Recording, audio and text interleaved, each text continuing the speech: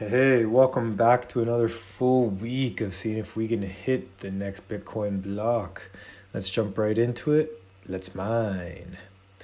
So, without any ado, we'll jump through the screens here on the Nerdminer, see what they are pulling in for us. Bitcoin took a little bit of a downturn yesterday, but it's still fluctuating right around the 100,000 US dollar mark. Not so bad. And once we get through these screens, I'll throw up the Lucky Miner screens as well as the pool information.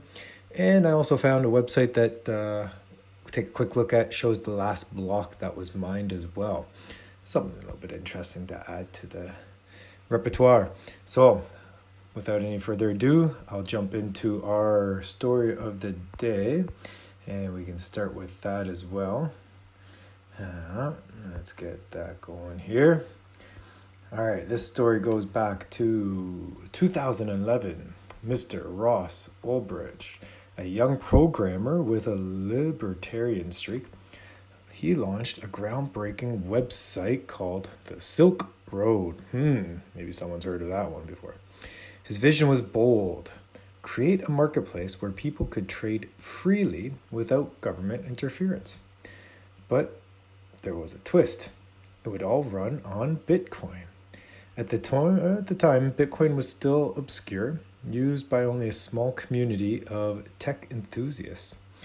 Ross saw its potential as an anonymous, decentralized currency that could enable his marketplace. With Bitcoin, transactions were untraceable, adding a layer of privacy that no traditional payment system could offer. The Silk Road quickly gained traction, becoming infamous as a hub for buying and selling drugs, counterfeit goods, and other illicit items. At its peak, the marketplace facilitated millions of dollars in Bitcoin transactions every month, cementing the cryptocurrency's reputation as the money of the dark web. But Bitcoin's transparency was both its strength and its weakness. While individual transactions were anonymous, the blockchain made every movement of Bitcoin publicly traceable. This proved to be Ross's downfall. In 2013, after a lengthy investigation, the FBI identified and arrested Ross, linking him to the Silk Road through Bitcoin transactions and digital breadcrumbs. Ross received a double life sentence without parole, a harsh penalty that sparked widespread debate about his role in the rise of Bitcoin.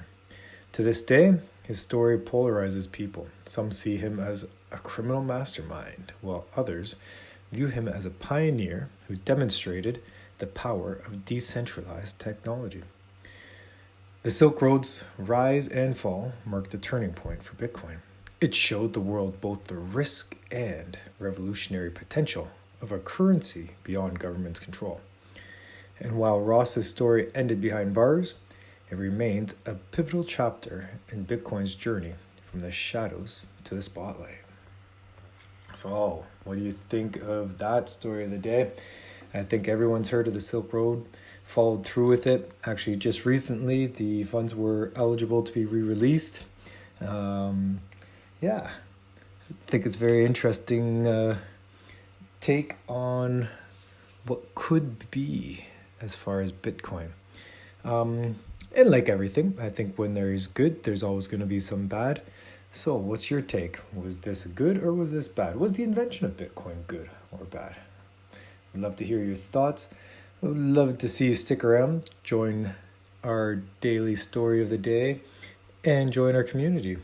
So if you are watching out there, don't be afraid to click subscribe, come back, check out the stories, some fun stories every day. That's my challenge. Your challenge is just to listen and see if you've heard them. Maybe drop a comment on them as well. So wherever you are, let me know where you're listening in from, and we'll catch up with you tomorrow.